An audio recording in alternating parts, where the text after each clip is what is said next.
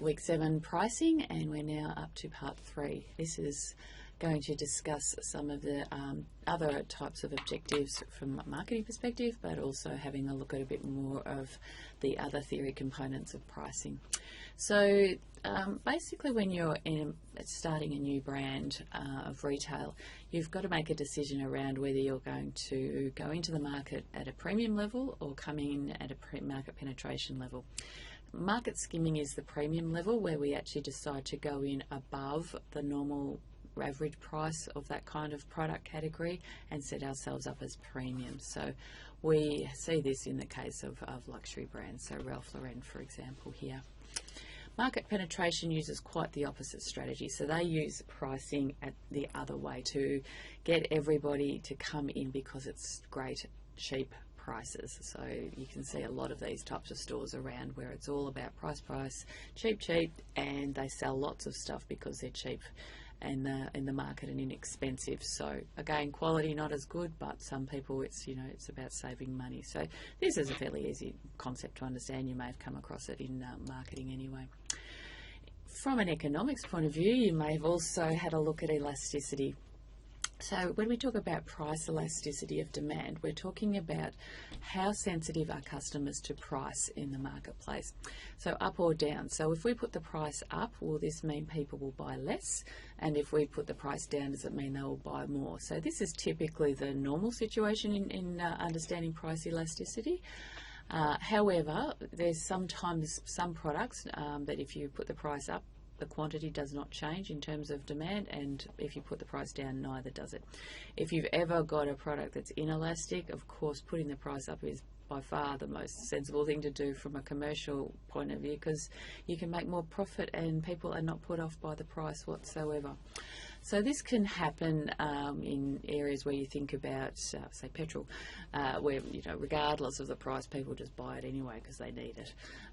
Sometimes in groceries, you don't even think about the price, you don't even know what the price is, and so you just buy it anyway. If you think about things like black shoe polish or spices, you don't really think, I'm not paying it because it's $5.50, and if it goes down to $5.20, I will buy it. You don't think about it much at all. However, if we talk about grocery, you look at some areas like milk and bread, key staple items for many families, and the prices on those fluctuate enormously, and they, when they drop prices, they actually do increase demand, and when they lift the prices, some people decide not to purchase it or go to an alternative competitor. So it's an interesting concept and it makes sense in terms of theory, and it makes sense at retail level. So it's also just understanding for the type of products you sell whether the customers are basically sensitive to price or not, as in they will not purchase it if it's too expensive, or they will purchase more if its price is dropped, which is what I essentially do when we promote our items. So most products you would seem to have some level of elasticity. Okay, gross profit margin. I want to spend some time on this. So retail sell price minus cost price equals profit dollars. That's pretty easy to understand. To convert that to a percentage, we then divide it again by retail sell price. So this may not be what you have learnt. You may have learnt the part 1, but not part 2 elements.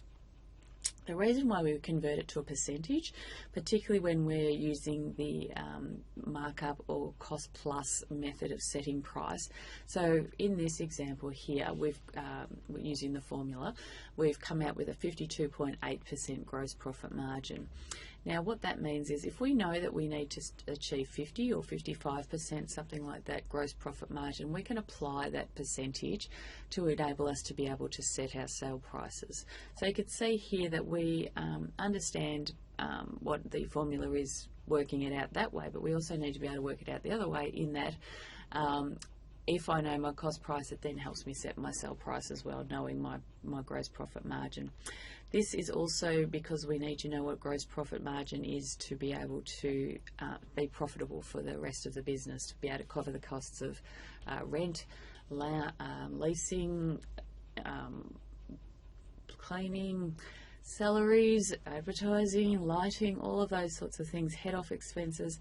So gross profit only covers product. Okay, so the cost and sell price of product, which is why we introduced it into the pricing module this week. So hopefully that makes sense to understand that, profit's easy to understand, the difference between sell and cost, but to convert it to a margin helps us at times make sure that our pricing is on track to be able to achieve enough profit margin. Now, this does not mean that you have to sell everything at exactly the same gross profit margin, because it doesn't take into account the market forces of competition, quality, etc., and elasticity, as we saw before, where we may be actually able to achieve a higher price point and more profitability, which actually may help us balance out on the products where we have to be competitively priced because we have to drop our product. So you can see here in this store, if it's a boutique, we can see here that all the different groups of products are achieving quite different gross profit percentages. So the lowest, being lingerie, typically is set at a lower gross profit, maybe competitive reasons, but we're making up our margin in areas such as shoes, tops and dresses. So these are maybe areas where we don't have to be as competitively priced, but you can see that the final result here is 41.5%. So for this store, this may be roughly around the GP they need to attain. And because lingerie was so low, we had to pick it up in other areas. So that hopefully makes sense in terms of balancing your range. A markdown is also part of price this week because it is any adjustment down to the original sell price. So even if we drop the price for a day, a week, for a product that's damaged, we might just run 20% off for the afternoon. That is a markdown. So it often reverts back to normal price when it's promotional, or it stays at the markdown price if you're trying to clear it, or maybe you're matching competition if you've got your prices are too high. So essentially there's a couple of different types. There's the promotional ones, so they tend to be temporary, so they're done to drive sales, and they run special price for a day, an hour, a week, and then revert back. Seasonal markdowns are where we drop the price permanently to try and clear them because it's the end of the the heat, the summer, it might be the end of winter, it might be the end of that fashion trend. Or it may just be that we've got to get rid of it because we've got too many. Matching competition prices is a markdown because we dropped the price. Shrinkage stock, so this may be out of expiry date, damaged packaging, all that sort of stuff. Lipstick on a white shirt gets a discount because it's not in perfect condition, so that's a markdown. And sometimes, we offer staff discounts and things where our staff can buy cheaper. That is still a markdown, and we have to record it as such.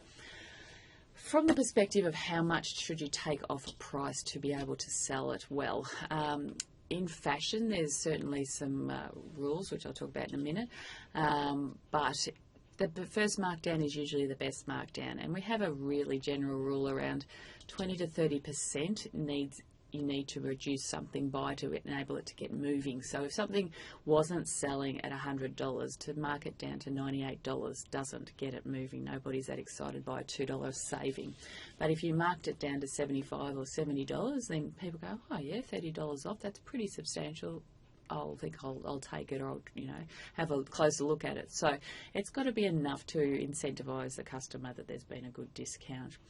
However, of course, it impacts on profit, and that's our biggest challenge with markdowns. If we drop the price, we're making less money.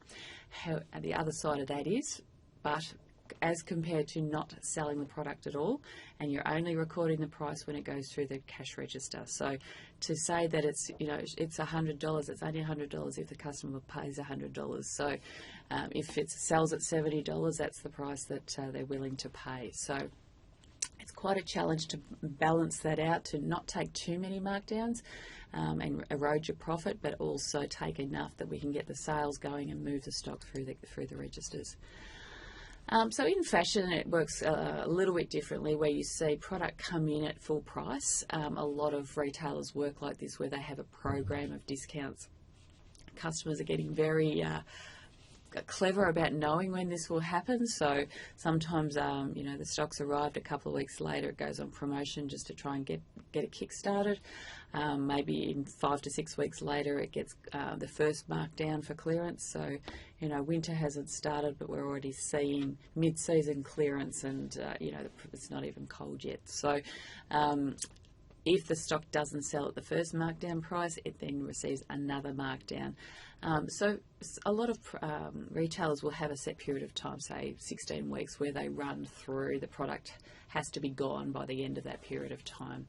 As well as fashion, we have event type markdowns. So if you think about you know, Easter, which is coming up, or Christmas, product comes in for that particular event, and once that event's over, nobody wants it anymore. Nobody wants Easter eggs after Easter. Nobody wants gift wrap and cards at the end of Christmas or Christmas trees. So they get marked down substantially so that they're gone because the event is actually over.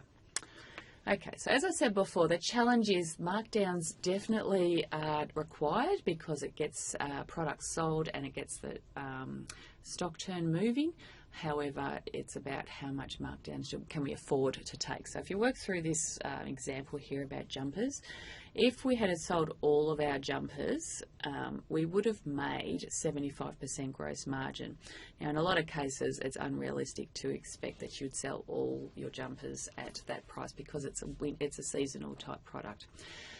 So it takes some markdowns through the season. So you can see here we've had a couple of different markdown options happening, and they sold different units at different times. Ultimately, we achieved a 65% margin and we took some markdowns. So again, you can see that this is not a disaster. It has impacted on the profit, but if, you know, 60 to 65% is what we wanted to achieve, we've done pretty well. We've taken markdowns within the range of what we've allowed ourselves, which is often why in fashion the price is often high at the start because of the markdowns that are coming. Just quickly talk about legal elements. There's some very specific legal regulations around price. One is around price fixing. So this is where we get together as retailers and decide we're all going to set the same price so that there's no issues in the market. This is illegal. It is also illegal to set prices with our suppliers where we promise to sell it at a certain price. So we've discussed that before. It's illegal to sell different products at different prices to people because of discrimination reasons. There's also issues around the way you state things such as was, is. So if you say that the ring in the window at the jeweller's was $150, now is $95. If it was never $150, then that's illegal. If you actually have to sell it at a certain period of time, for a certain period of time, which we in legal terms call a reasonable period of time, which is about 4 to 6 weeks, so that we can prove that the product actually did sell for $150. We can't just set it for $150 for one day and then mark it down and say it was $150. That's been seen as deceptive conduct. So the ACCC, the Australian Consumer and Competition Commission, monitor the Trade Practices Act, which is where these rules come from.